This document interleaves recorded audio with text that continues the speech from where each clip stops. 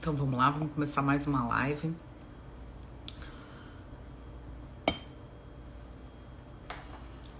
Anotei bastante coisa aqui pra gente conversar.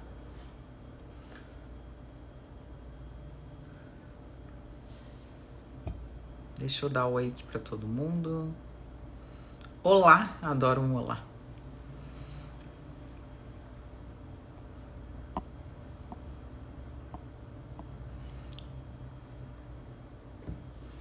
Boa noite.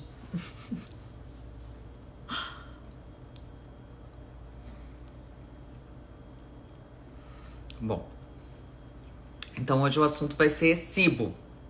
Vamos falar um pouquinho sobre a síndrome, na verdade, do supercrescimento bacteriano do intestino delgado, né? Então a SIBO é o caso clínico que eu postei, então, no sábado, acredito eu, não me lembro bem.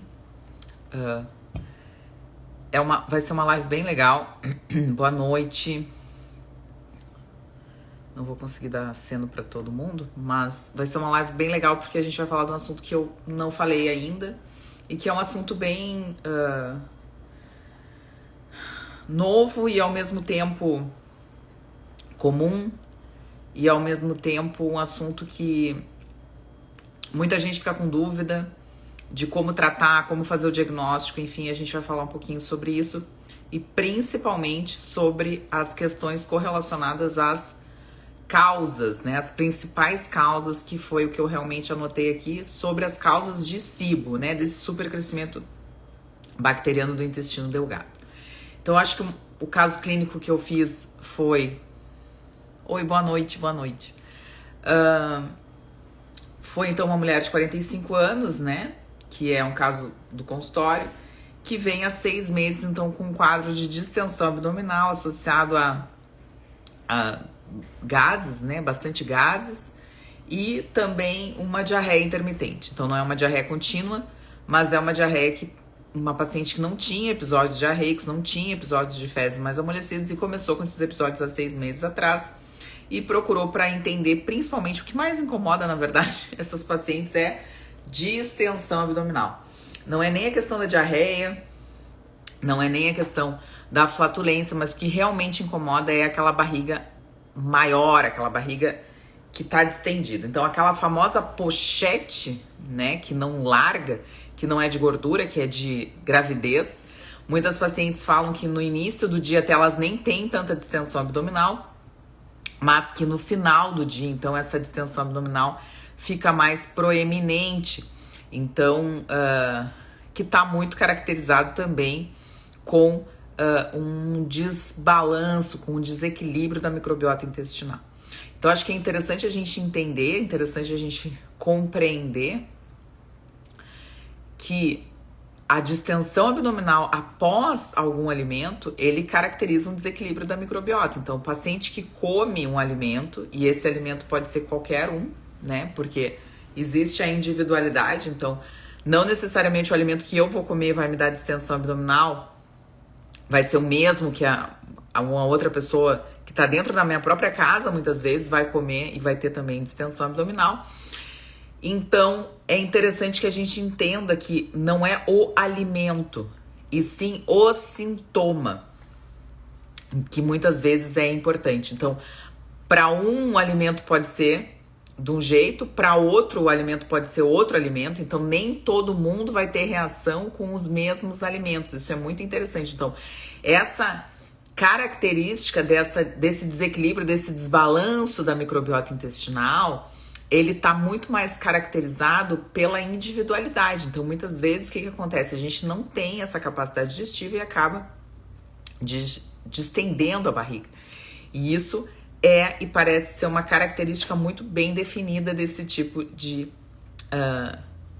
patologia, desse tipo de alteração que esse paciente está tendo. Então, então essa paciente vem com essa história. O que é a SIBO, né? O que caracteriza a SIBO? Não sei se vocês sabem ou se vocês entendem o que é esse supercrescimento bacteriano do intestino delgado. Vou fazer uma pergunta que muitas vezes é interessante: se toda a SIBO é uma disbiose ou toda a disbiose é uma SIBO, né? Então, assim, tem que caracterizar bem o que é disbiose e o que é SIBO. São coisas muito diferentes, né? Porque a gente pode ter disbiose em todo o trato gastrointestinal. Desde a boca a gente pode ter disbiose. Então se fala muito isso, que a flora, eu não gosto muito dessa palavra, né? Mas o pessoal usa bastante, flora bucal, né? Flora oral, flora colônica, flora intestinal, as pessoas usam muito isso, né? Eu entendo que flora, na verdade, é o equilíbrio. E a gente tá falando de quê? De desequilíbrio. Então, quando a gente fala em flora, eu lembro sempre do equilíbrio. Eu não lembro do desequilíbrio, porque flora é um nome muito bonito pra mim. Então, quando a gente fala desse desequilíbrio da microbiota oral, esse desequilíbrio da microbiota, a gente pode dizer que isso é disbiose. Então, quando a gente fala de disbiose, a gente está falando de qualquer parte do intestino, do trato gastrointestinal, né? Então, a gente está falando desde a boca até o ânus. A gente pode ter disbiose em qualquer parte. Mas a gente pode ter disbiose, por exemplo, da microbiota vaginal. A disbiose é o desequilíbrio. Então, quando você tem, na verdade, um desequilíbrio da microbiota vaginal, você tem uma disbiose vaginal. Quando você tem um desequilíbrio da microbiota intestinal, você também tem uma disbiose. Da oral, também uma disbiose. Colônica, também uma disbiose. Da pele, também pode ser uma disbiose. Você tem um desequilíbrio entre as bactérias que moram em equilíbrio ali naquele local. Que pode ser pele, que pode ser a vagina, que pode ser o intestino, que pode ser o cólon, que pode ser a boca, pode ser qualquer lugar. Então, nem toda a disbiose é uma SIBO. Porque a SIBO se caracteriza pelo supercrescimento bacteriano do intestino delgado. Mas toda a SIBO é uma disbiose. Então, essa frase é muito interessante. Nem toda a SIBO, nem toda disbiose é uma SIBO, mas toda a SIBO é uma disbiose. Então, para a gente entender a primeira parte disso, a disbiose é o desbalanço, o desequilíbrio da microbiota intestinal, nesse caso do intestino delgado. Então, a gente tem um desequilíbrio. Então, bactérias que não deveriam se proliferar, muitas vezes fermentativas, muitas vezes putrefativas, de características de anaerobiose, de características, enfim. A gente tem vários tipos de bactérias e essas bactérias podem se proliferar. E com essa proliferação, provocar os sintomas que o paciente muitas vezes nos traz e que a gente precisa fazer essa correlação. Existem exames para SIBO. Isso é um ponto bem interessante. Muitos pacientes vêm com exames para SIBO, né? Existe um teste respiratório, existe cultura de aspirado. Então, existem vários testes, eu vou falar um pouquinho sobre isso, que podem fazer esse diagnóstico. Mas é interessante que a gente entenda, que a gente saiba que muitas vezes esse diagnóstico ele pode ser que não venha, porque esses testes não são tão sensíveis e tão específicos, e que muitas vezes a gente tem que realmente tratar essa paciente, e muitas vezes a gente não precisa de antibiótico terapia. Eu acho que isso é uma das coisas mais importantes que a gente tem que deixar aqui nessa live. O supercrescimento bacteriano do intestino delgado, ele se caracteriza então por esse desequilíbrio. Mas esse desequilíbrio aconteceu não pela falta do antibiótico. Esse desequilíbrio aconteceu por o quê? Por fornecimento de um ambiente propício para essas bactérias crescerem. Isso é o principal que as pessoas têm que entender. Não é a falta do antibiótico que causa SIBO e nem o excesso. O que causa SIBO é um ambiente, que podem ser um ou mais fatores, que está propício para que se mantenha SIBO. Por quê? Porque se você mantém uma alimentação boa, se você tem uma boa digestão, se o seu intestino está funcionando adequadamente, se você não tem nenhuma dificuldade em relação à motilidade intestinal, se você não tem nenhuma alteração de cirurgia, se você não tem alteração nenhuma da secreção das imunoglobulinas, se o seu intestino está funcionando bem, você não vai ter SIBO. Chupa essa manga. Não vai. Se você tiver alterações que propiciam um ambiente para que esse paciente tenha essa dificuldade, e esse ambiente pode ser por todas essas razões, que é o que a gente vai discutir agora, que eu anotei aqui, que eu acho bem interessante, você vai desenvolver a SIBO. O mais importante que a gente entenda e o mais importante que a gente perceba é que tudo tem a ver com a alimentação. A alimentação é ponto fundamental para o tratamento da SIBO. Então, o que eu anotei aqui? Um primeiro ponto, vamos conversar um pouquinho. Então, a gente tem esse diagnóstico, a gente fez esse diagnóstico, a gente tem esses sintomas que a gente conversou ali, que tá correlacionado, então, com sintomas de distensão abdominal, às vezes de diarreia, o paciente tem desconforto, tem gente que vive com dor na barriga, né? Hoje de manhã, por exemplo, atendi uma menina que tá sempre com bolsa de água quente na barriga. Que tristeza. Tá sempre com dor. Então, não é só a questão da distensão abdominal, mas também tem a questão da dor, da flatulência em excesso. Então, assim, a primeira coisa que a gente tem que entender é que a alimentação é fundamental. A alimentação faz parte do tratamento da SIBO. Ela faz parte. Se você não regular a sua alimentação, você não vai conseguir tratar a SIBO. Esse é o primeiro ponto. Segundo ponto, a gente precisa avaliar como que é esse processo digestivo. Por isso que eu falo sobre fazer um exame, que a gente consegue entender o processo digestivo, que a gente consegue perceber não só como que tá a questão do ácido clorídrico, porque o ácido clorídrico é fundamental para a digestão, mas também das enzimas, como que tá essas enzimas, como que essas enzimas estão sendo liberadas, como que toda essa emulsificação de sais biliares, de toxinas está sendo feita. Porque se você não tem sal biliar, se você não tem ácido biliar suficiente, você não vai conseguir fazer com que o seu intestino funcione de forma adequada. Não só em função do processo digestivo, mas principalmente no processo de detoxificação. Os sais biliares são fundamentais para o processo de detoxificação intestinal. Então, se você não tem isso, se você não consegue ter isso, você realmente vai predispor a ter uma doença intestinal. E a gente só consegue ver isso num exame que a gente chama de coprológico funcional. Uma outra coisa muito importante é o uso dos inibidores de bomba de prótons, do omeprazol, do esomeprazol, do pantoprazol. Eles diminuem, então, a quantidade de ácido que a gente tem nesse estômago. Se a gente diminui a quantidade de ácido, o ácido ele é extremamente protetor para o supercrescimento bacteriano. O ácido faz com que a gente tenha um controle fisiológico das nossas bactérias intestinais. Então, se você não tem ácido clorídrico, se você tem azia, se você tem queimação depois de comer, se você tem dispepsia, tá sempre com aquela dor no estômago, não consegue comer nada, se sente mal.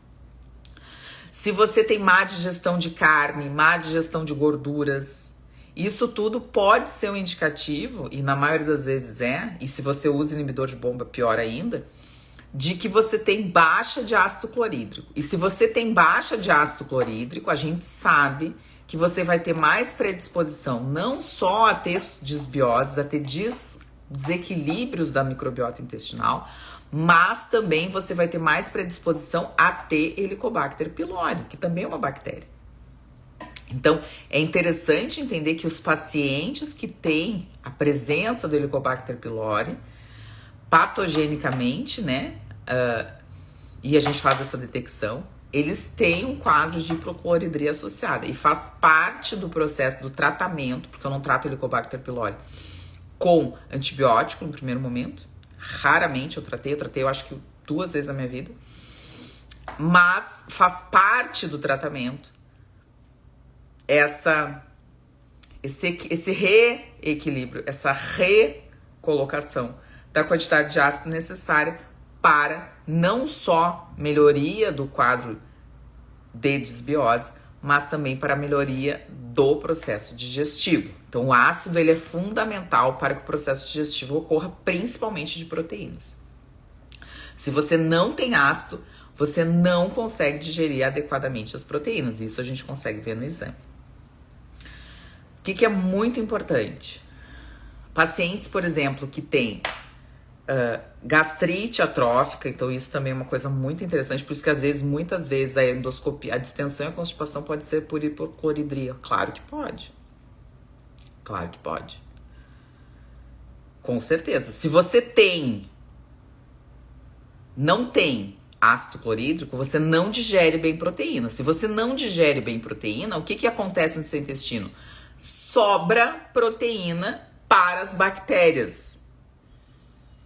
Porque essa proteína ela não vai ser clivada, ela não vai ser quebrada. E a gente não absorve proteína. A gente absorve aminoácido. No máximo, a gente absorve peptídeo.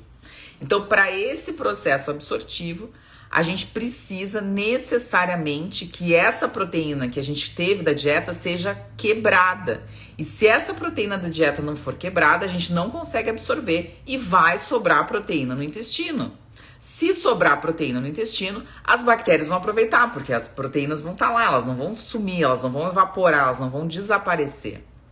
Então, muitas vezes, o processo de distensão abdominal e também de constipação está correlacionado com a má digestão.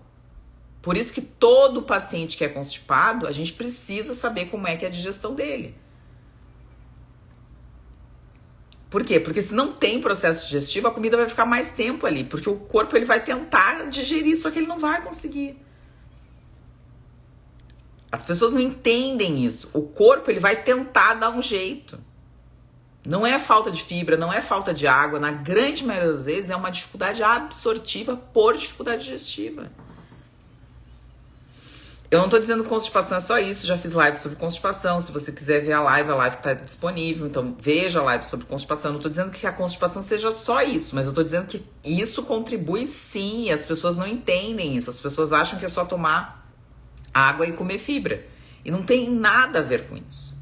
A grande maioria das vezes as pessoas já fazem isso e elas só pioram o quadro de constipação. A motilidade intestinal é muito importante. E esses pacientes têm dificuldade na motilidade intestinal por N fatores, inclusive pela má digestão. Mas a motilidade intestinal, ela pode ser alterada por glicemia. Pacientes, por exemplo, com glicemia muito alta, pacientes que são diabéticos, pacientes que têm dificuldades, né, de neuropatia, por exemplo, isso altera o intestino. Não é só neuropatia periférica, não é só nos nervos dos pés. Existe a gastroparesia, existe outros tipos de dificuldade digestiva no trato gastrointestinal decorrente da diminuição da motilidade. Então, quando a pessoa come e tem uma doença, essa doença ela interfere diretamente no trânsito intestinal. Pacientes com doença autoimune têm dificuldade no trânsito intestinal. Pacientes que usam medicamentos têm dificuldade no trânsito intestinal. Todos os opioides, por exemplo. Quem toma remédio para dor de cabeça tem sempre enxaqueca. Daqui a pouco toma um opioide, um tramadol, um tramal. Isso interfere no trânsito intestinal. O próprio CBD, a gente não sabe como é que o CBD se comporta para o trânsito intestinal. Então, existem medicações que fazem com que a gente tenha esse trânsito mais lento. Então, medicações, doenças, alimentos fazem com que o trânsito às vezes fique mais lento, dependendo do paciente. Então a gente tem muitas causas e o trânsito lento favorece ao supercrescimento bacteriano. O trânsito lento, ele faz com que você possa ter mais, vamos dizer assim, um aumento nessa população microbiana que a gente não quer. Então o corpo ele tem mecanismos de proteção para que não exista esse supercrescimento bacteriano. E um deles é a motilidade intestinal preservada. Quando a motilidade intestinal não está preservada, esses pacientes tendem a ter mais supercrescimento bacteriano. Quando a digestão não está preservada, esses pacientes tendem a ter mais supercrescimento bacteriano. Quando a gente tem alguma alteração correlacionada a cirurgias, pacientes que fizeram bariátrica, isso está correlacionado a trânsito. E muitas vezes esse trânsito altera e faz com que haja predisposição a supercrescimento bacteriano.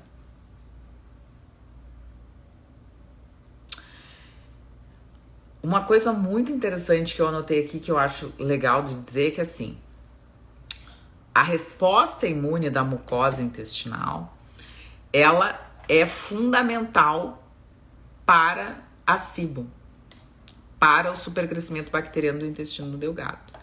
Então, quando a gente faz um coprológico, a gente vê se esse paciente, como é que esse paciente está em relação ao seu sistema imune da mucosa intestinal. Através da IgA, da imunoglobulina A. Então, a gente vê no exame a IgA secretora. O que é a IgA secretora? A IgA secretora é uma imunoglobulina de mucosa. Então, quando a gente tem, vamos dizer assim, um ataque ao nosso corpo, ela é a primeira imunoglobulina secretada a nível de mucosa para esse tipo de defesa. A gente tem dois tipos de defesa. A gente tem defesa celular e a gente tem defesa humoral. A defesa celular é pelos linfócitos, pelos mastócitos, pelos macrófagos. A gente tem essas células aí, tá? Se for em relação à barreira, a gente vai ter células que vão apresentar os antígenos. Depois, dentro do corpo, a gente tem outros tipos de células que são transformadoras, que aí elas conseguem começar a comandar o sistema imunológico. Vocês sabem que eu nunca falo palavras difíceis aqui, por quê? Porque a maioria das pessoas não entende. Então, assim, isso não é uma live para profissionais, é uma live para leigos, porque a maioria não consegue entender muitas vezes o que a gente fala. Então, eu não falo sobre nomes muito específicos, sobre desenhos muito específicos. Eu falo coisas simples para que as pessoas consigam entender que o processo que elas estão passando de doença é um processo que é compreensível. E a gente só consegue, por que eu falo tanto isso? A gente só consegue tratar um paciente quando ele entende a doença que ele tem. Se o paciente não se apropriar do sintoma e da doença que ele tem, por isso que eu passo tanto tempo em consulta explicando, ele não consegue fazer o tratamento, porque ele não consegue ver onde é que ele está errando. É fundamental que o paciente entenda onde ele está errando, aonde é o problema. Porque se ele não entender que a alimentação dele está um lixo, se ele não entender que ele precisa fazer atividade física, se ele não entender que ele precisa modular o estresse, se ele não entender que ele precisa ter um cuidado específico com a questão da higiene do sono, se ele não entender essas coisas, ele nunca vai melhorar. Ele pode consultar 1000 médicos, ele não vai melhorar. Não existe suplemento mágico, não existe antibiótico mágico, não existe fórmula mágica. Não existe. Quem acha que tem fórmula mágica, que vai no médico esperando que tenha um suplemento mágico, que vai no médico esperando que tenha um procedimento mágico, esperando que tenha um chip mágico, esperando que tenha um soro mágico, só vai se frustrar e vai ficar indo de médico em médico. Não existe suplemento mágico, não existe remédio mágico, não existe tratamento mágico sem o compromisso, sem a participação do paciente. O paciente precisa entender que ele está doente e por que ele está doente para que ele se trate. Senão ele pode ir no médico do convênio, o médico do convênio vai dar uma pílula para ele e vai dizer, volta daqui a um mês. Hoje eu estava conversando com a paciente sobre isso, foi muito bom, né? Por quê? Porque ela estava com... Vou contar esse caso, foi muito bom. Ela estava com arroto. Eructação, a gente chama, né? Eu falo arroto, que eu acho que eu sempre falo com as palavras mais fáceis. Ela tava com arroto. Ela, enfim, teve Covid, tomou picada, enfim, e começou com arroto. Aí o que aconteceu? Ela foi no gastro, né? Vou no gastro. E aí o gastro fez o quê? Deu pra ela o que todos os gastros dão. Qual é a medicação que todos os gastroenterologistas dão para os pacientes? Tempo, por favor. Eu quero que vocês me digam qual é a medicação que todos os gastroenterologistas dão para os pacientes.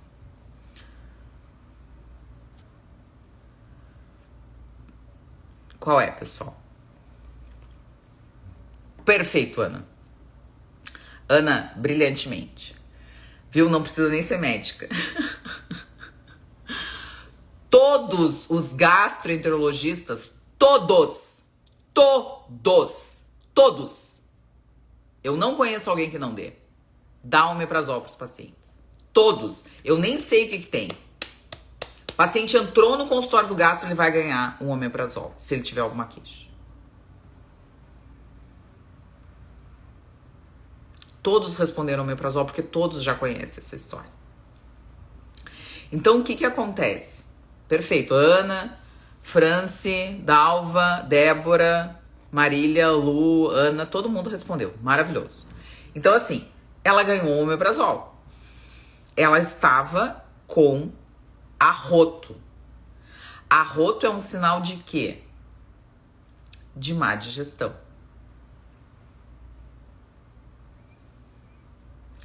O arroto, ele tem duas funções. A primeira, quando a gente come, a gente tem o quê? O estômago, e no estômago tem um pouquinho de ar. Se vocês perceberem, a maioria não percebe porque não consegue ver isso aí, mas assim, a gente tá comendo, a gente come, vai ter uma hora, um momentinho que a gente vai dar um arrotinho. Aquele arroto significa que tá saindo ar. Essa parte da live é legal porque eu nunca falo isso. Aquele arroto durante a alimentação, a pessoa tem que alimentar muito devagar, tranquilo, num ambiente bacana, sem celular, sem TV, sem nada. Existe um pequeno arroto, sempre, quando a gente tá se alimentando. Aquele arroto indica que a porçãozinha de ar que tem lá no estômago, ela tá saindo para entrar a comida. Porque a gente tem uma bolha gástrica, que a gente chama de bolha gástrica, que é uma bolha de ar. Quando aquela bolinha de ar tá saindo, é porque o estômago tá começando a ficar cheio. Ali você tem que parar de comer. Então, quando a gente tem arroto, se for essa condição de saída da bolha gástrica, ou de fermentação no estômago, por má digestão. E aí, o que aconteceu? O que a Ana falou. O paciente foi por arroto, ganhou omeprazol e ele disse, toma aqui esse omeprazol, tu volta se tu não melhorar. Eu me livrei do problema. O paciente vai voltar daqui a 2, 3 meses, porque não vai melhorar. Quando ela volta daqui a 2, 3 meses, que foi o que realmente aconteceu, porque ela não melhorou, ele fez o quê?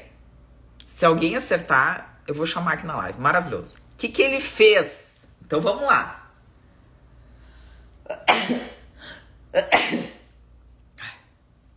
Desculpa. O que ele fez? O paciente foi pro arroto, o paciente ganhou omeprazol, não melhorou. Muito obrigada, Simone.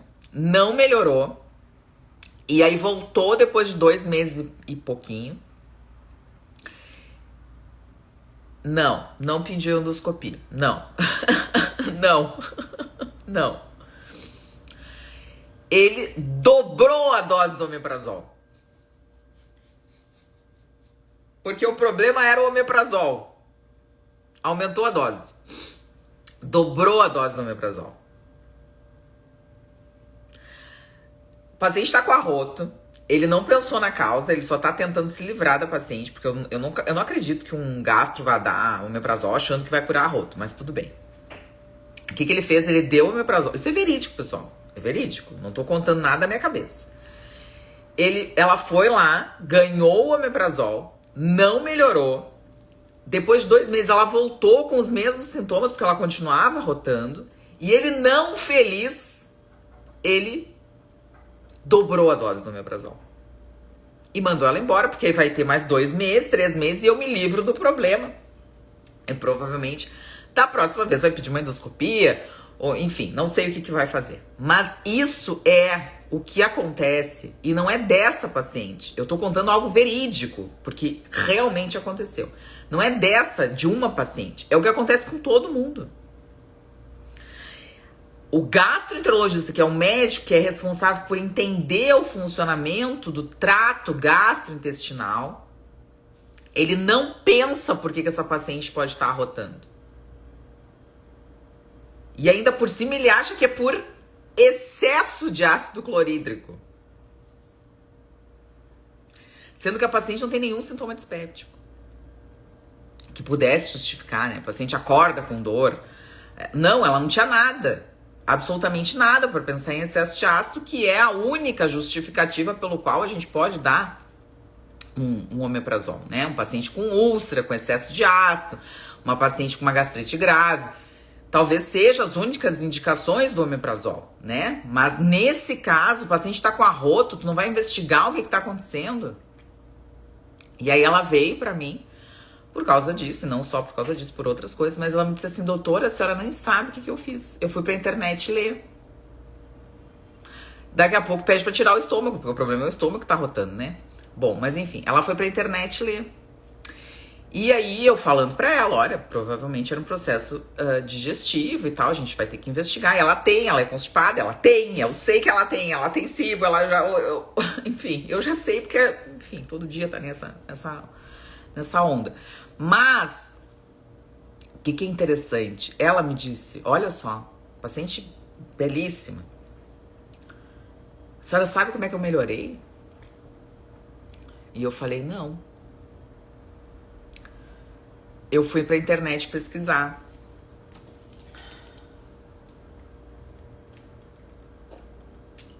Aí eu falei, é mesmo? E ela é. E a senhora sabe o que eu tomei? Eu falei, não. Aí ela, espinheira santa. E eu falei, tu sabe pra que serve espinheira santa? Deixa eu botar aqui. E aí eu perguntei pra ela, porque aqui nos Estados Unidos é muito raro conseguir espinheira santa. Mas no Brasil, não.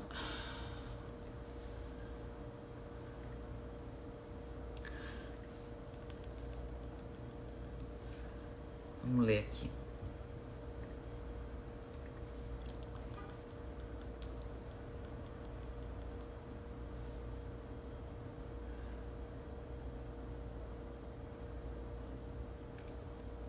Não consigo abrir.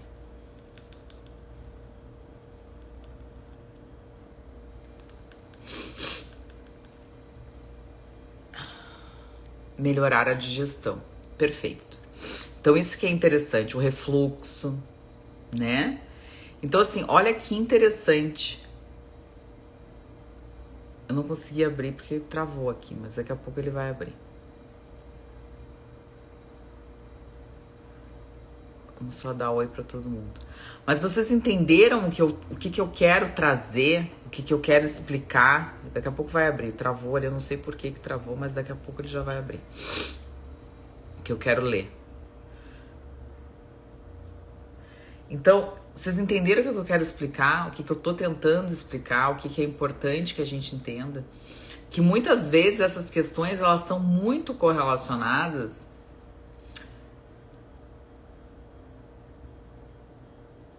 principalmente a alguma causa específica. Então, quando a gente não entende a causa, a gente não consegue tratar essa causa e não consegue mostrar para o paciente que essa causa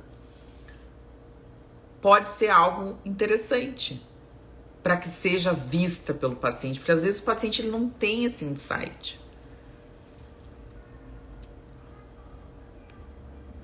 Então, assim, uma coisa que eu acho que a gente precisa entender é que quando a gente tem SIBO, a gente sempre tem alguma coisa sobrando no intestino de alimento. A SIBO, ela tá muito correlacionada com essa sobra de alimento. Então, o processo digestivo deve ser visto. Acho que se ficar alguma coisa da live, né, o que eu anotei aqui, é isso. O processo digestivo nos pacientes com distensão abdominal, com flatulência excessiva, com relação de episódios de diarreia, tá correlacionado sim com o excesso de alimentos sobrando no intestino. Então a gente precisa fazer essa avaliação. É fundamental que a gente faça essa avaliação. E uma outra coisa que eu acho que as pessoas precisam saber é que, assim, sempre quando a gente tem proliferação bacteriana no intestino, a gente vai ter lesão dessa mucosa. Por quê? Porque muita bactéria vai acabar fazendo com que haja também lesão da mucosa intestinal. E essa lesão também pode predispor o desequilíbrio da microbiota intestinal. Então, é uma relação de causa e efeito. Muitas vezes a gente não percebe o quanto esse paciente tem repercussões decorrentes dessa dificuldade digestiva, decorrentes desse desequilíbrio microbiano, decorrentes dessa mucosa.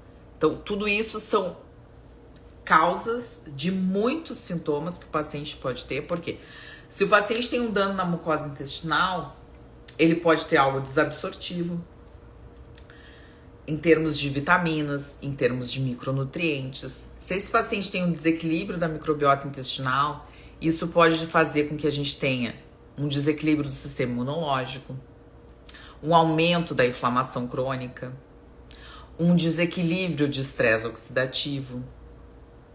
Se esse paciente tem excesso de alimento no intestino, a gente pode ter dificuldades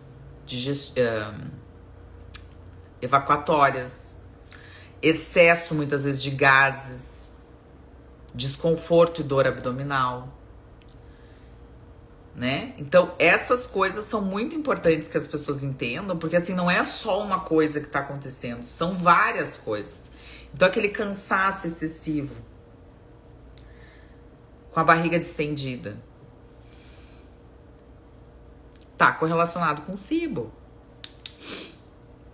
né? Então, assim, o que eu acho importante? Falei já dessa motilidade intestinal, né? Então, assim, pacientes que têm, já falei, diabetes, doenças autoimunes, cirurgias abdominais, então aderências, né? Pacientes que fizeram muitas cirurgias abdominais, às vezes o paciente fez 2, 3 cesarianas, isso também pode predispor, né, a aderências abdominais. Qualquer abertura na barriga pode predispor a aderência abdominal e isso pode predispor a uma dificuldade no trânsito intestinal. Isso as pessoas não pensam muito. Mas qualquer cirurgia que você tenha feito, qualquer, que tenha entrado dentro da cavidade abdominal, qualquer uma, desde uma apendicite, que vai ligar diretamente ao intestino, mas uma cesariana, uma retirada de cisto ovariano, uma retirada de aderência de endometriose,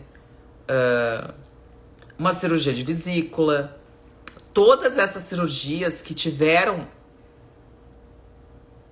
entraram dentro da barriga, que tiveram uma invasão da cavidade abdominal, elas estão correlacionadas diretamente com a possibilidade de ter uma aderência abdominal. E isso pode alterar sim o trânsito intestinal. Além disso, alguém me perguntou aqui: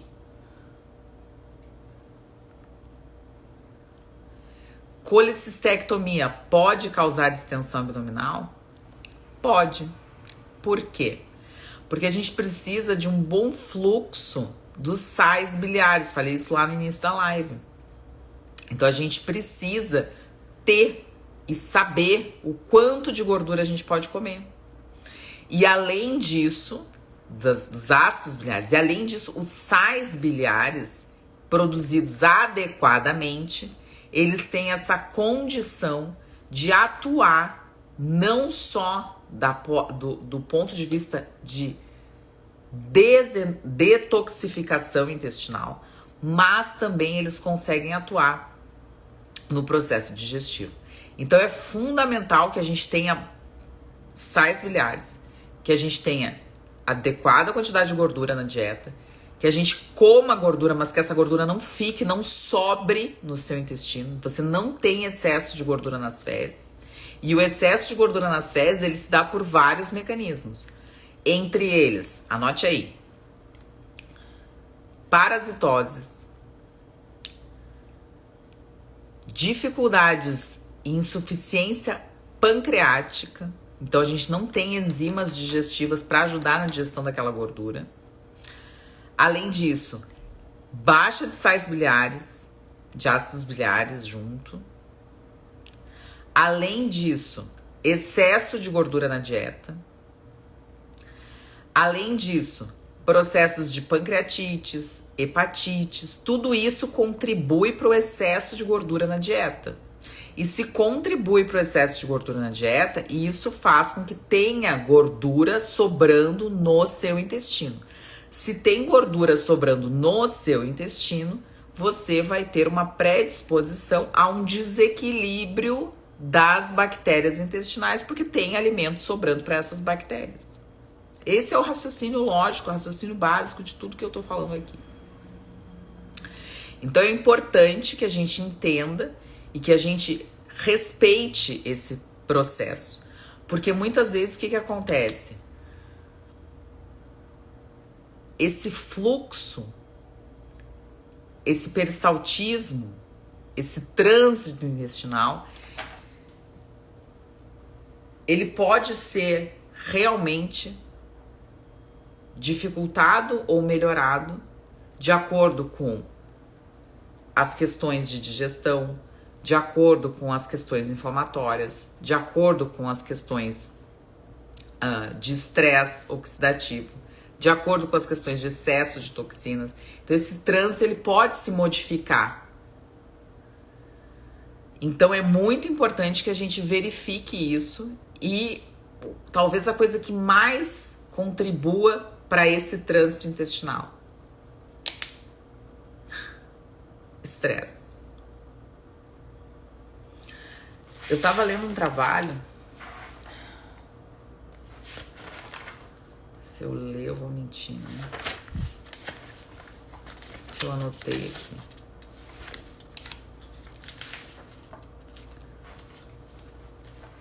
Acho que é esse aqui. Enhance. Então, olha só que interessante. O que faz com que a gente tenha diminuição do trânsito intestinal no sistema migratório? Então, assim, isso é trabalho com cobaias, tá? Eu tô falando de trabalho com cobaia. E eles viram o que altera o complexo motor migratório intestinal. E entre os sentimentos que eles viram, a raiva altera, o medo altera, a dor altera, a ansiedade, principalmente pré-operatória, altera, a estimulação labiríntica altera e os exercícios intensos alteram as respostas dos complexos motores migratórios intestinais, ou seja, a motilidade intestinal é alterada por sentimentos e estímulos. E essa motilidade intestinal, ela é pior, ela altera mais no cólon do que no intestino delgado. Então, muitas vezes, o que acontece? Esse paciente vai ficar mais doente ainda, porque o cólon, ele é o local onde fica mais tempo as fezes ali. Então, se você tem mais resposta no cólon do que no intestino delgado, você realmente vai apresentar alterações que muitas vezes você não entende, mas que estão diretamente relacionados com os seus sentimentos. Então, a raiva, o medo, a ansiedade, a dor, a estimulação labiríntica e os exercícios intensos contribuem para alterações de motilidade intestinal. Uma outra coisa que é interessante é que essas respostas, elas são igualmente alteradas pelo álcool, por algumas comidas, pelo excesso de magnésio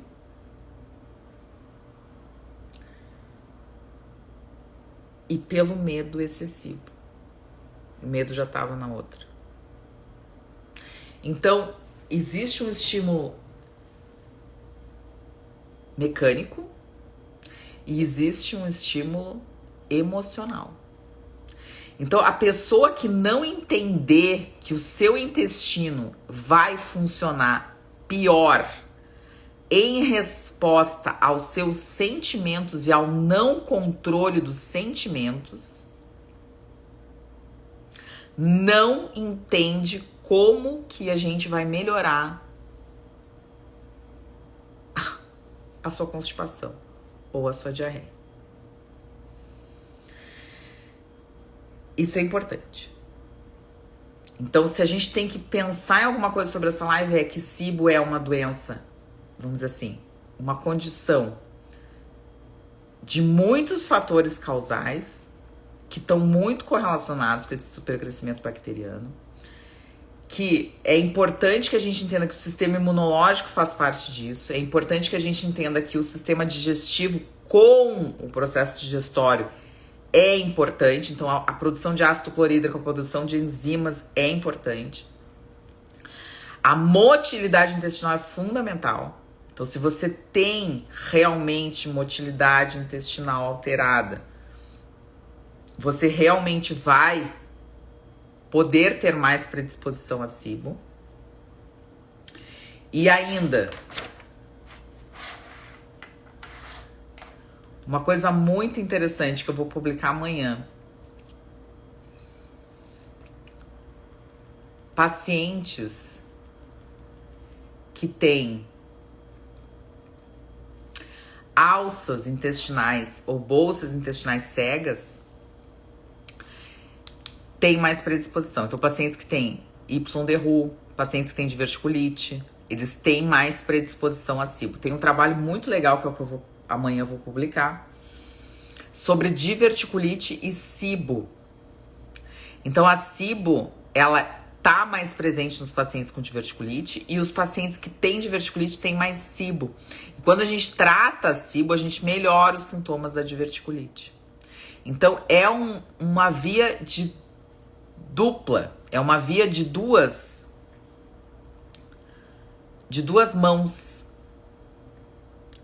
É interessante que a gente compreenda que muitas vezes o paciente ele precisa abordar a causa.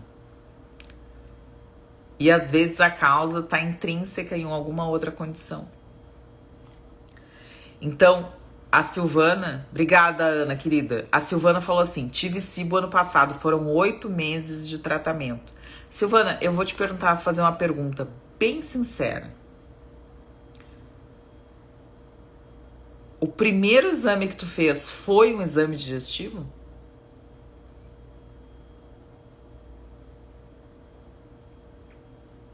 Qual era a causa da tua SIBO? Eu quero que tu me diga. Por favor, Silvana, espero que tu ainda estejas na live. Qual foi a causa da tua SIBO?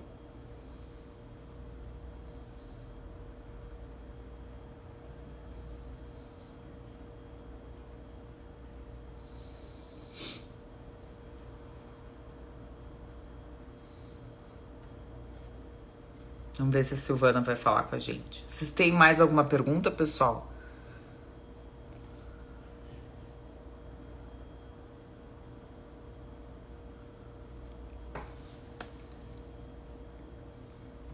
A Silvana não falou.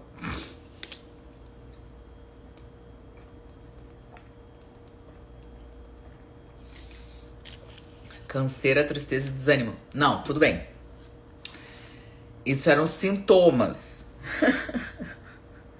Mas a causa, qual foi a causa que fez com que tu tivesse o desequilíbrio da microbiota? Não foi a canseira, a tristeza e o desânimo. Qual foi a causa da SIBO? A causa.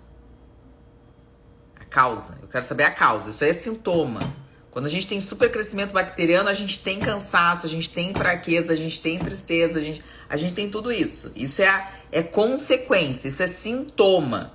Que nem eu disse. A pessoa tem deficiência de sal biliar. Por quê? Porque na deficiência de sal biliar a gente detoxifica. O que é detoxificar? Não é detoxificar só a toxina, é detoxificar a bactéria. Ele ajuda nesse rompimento da membrana bacteriana, ajuda nesse controle, nesse autocontrole dessa população microbiana. Isso é interessante, isso é importante. Essas coisas são muito específicas. Eu não gosto de abordar coisas muito específicas, senão as pessoas enlouquecem, elas não conseguem fazer um link com tudo. Mas qual foi a causa, Silvana? Eu tratei por 8 meses. Tratou qual causa? Isso que eu quero saber. A causa era a motilidade, que era dificultosa? A causa era um processo digestivo ruim? A causa era a falta de sal biliar? A causa era uma insuficiência pancreática? A causa era uma condição de imunidade do sistema nervoso, do sistema entérico, uma imunidade intestinal diminuída? Qual foi a causa da tua SIBO? Eu quero saber. Tratou como? Vamos lá, Marília, nem vamos entrar nesse assunto. É melhor não falar, porque ela vai falar que usou antibiótico. Mas qual foi a causa da SIBO? É isso que eu quero que vocês me digam. Qual é a causa? É isso que eu quero que tu me traga. Silvana, processo digestivo ruim. Até a água me fazia mal. Perfeito. Processo de... Olha só, olha que grave a coisa que ela tá falando. Processo digestivo ruim. Até a água me fazia mal. Perfeito.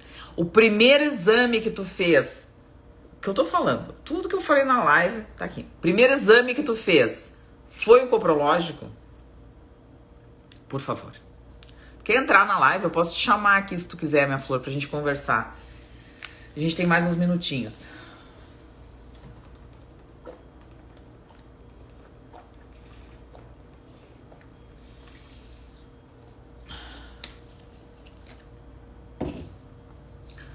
Quer entrar, Silvana? Vamos conversar um pouquinho?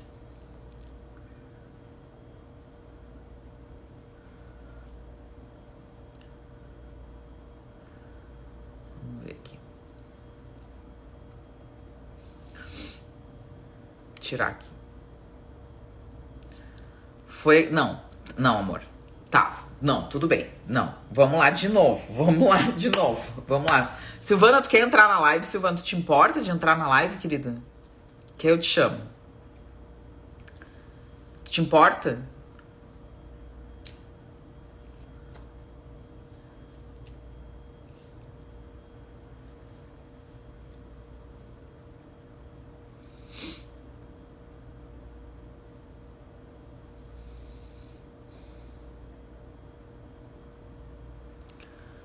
Vamos ver. Não, tenho vergonha. Vamos lá. Então tá. Não tem problema. Não tem problema nenhum. Olha só. Eu quero saber uma coisa. O diagnóstico tu fez pelo exame respiratório. Tudo bem. Mas qual foi o exame que foi solicitado para que tu começasse a investigação da SIBO? Porque a SIBO, para fazer o exame, o teste respiratório, o que acontece? A gente tem bactérias que fermentam e aí sai lá o gazinho, a gente faz o diagnóstico pelo exame expirado. Perfeito. Esse é o diagnóstico da SIBO. Tendo o diagnóstico da SIBO, qual foi o primeiro exame que se pediu para que começasse a investigar a causa? Foi o coprológico?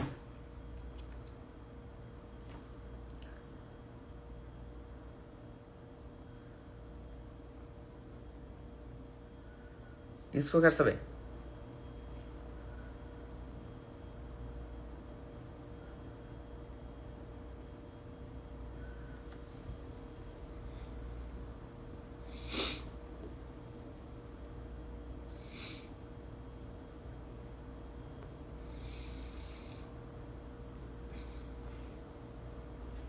Sim. E aí tu melhorou a tua digestão e não melhorou a SIBO.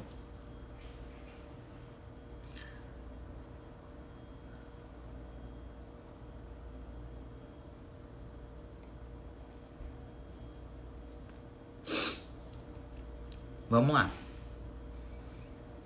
Perfeito.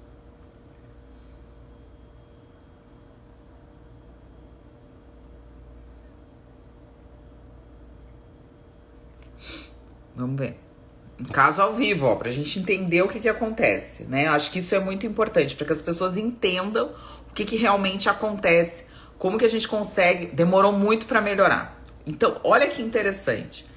Quando a gente fala sobre o processo digestivo, quando a gente fala sobre esse diagnóstico, quando a gente explica sobre esse diagnóstico, o que é interessante? A gente entender que existe uma relação com o processo digestivo, porque o que está sobrando no intestino é alimento para essa microbiota intestinal.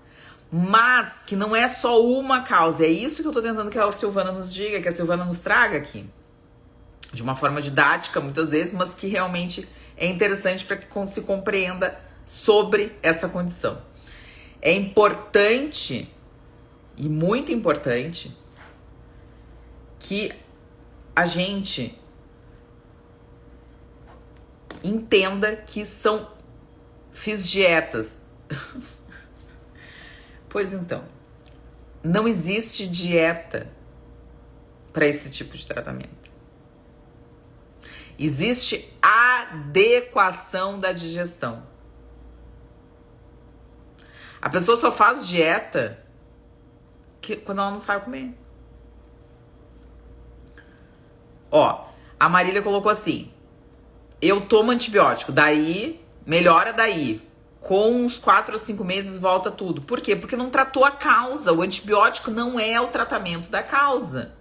Não é o tratamento da causa. O tratamento da causa é a digestão, a motilidade, a presença e como se comporta essa imunidade do sistema digestivo. Tudo isso tem que ser abordado. Não adianta fazer dieta. Não adianta fazer restrição alimentar. Não adianta não tratar a motilidade intestinal. O complexo migratório precisa ser abordado. A gente precisa falar isso com o paciente. Que ele precisa melhorar a integridade, não só de dentro, mas também como esse intestino se modifica, se movimenta. O peristaltismo precisa ser abordado.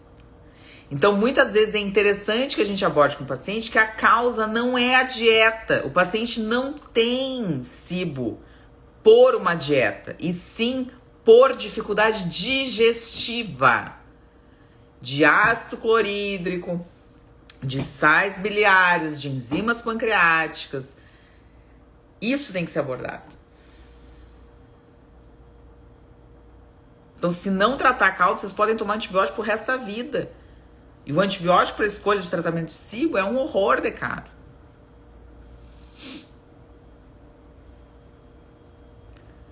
Tá bem? Acho que é isso. Mais alguma pergunta, alguma dúvida? Vamos ver aqui, tem mais perguntas.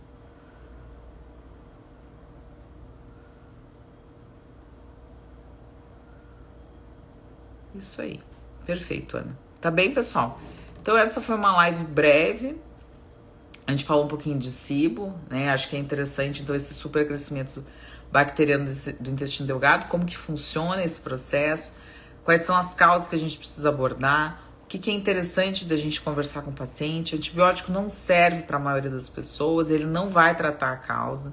A causa não é o quanto de bactéria tem lá, e sim por que essas bactérias se proliferaram. Tá bem? Então, domingo que vem a gente vai fazer uma nova live. Vamos ver o assunto, provavelmente seja desbiose ou alguma coisa intestinal. Mas é interessante que a gente fale sobre isso.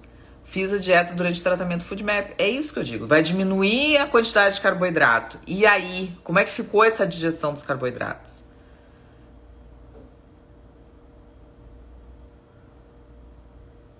Claro, quando a gente melhora a digestão, a gente emagrece. Então tá bem. Tá, pessoal? Uma excelente noite. Obrigada por terem me acompanhado numa live que não estava planejada, mas ontem não tinha condições de fazer. E essa semana eu acho que a gente não vai ter quintas com saúde, né? Porque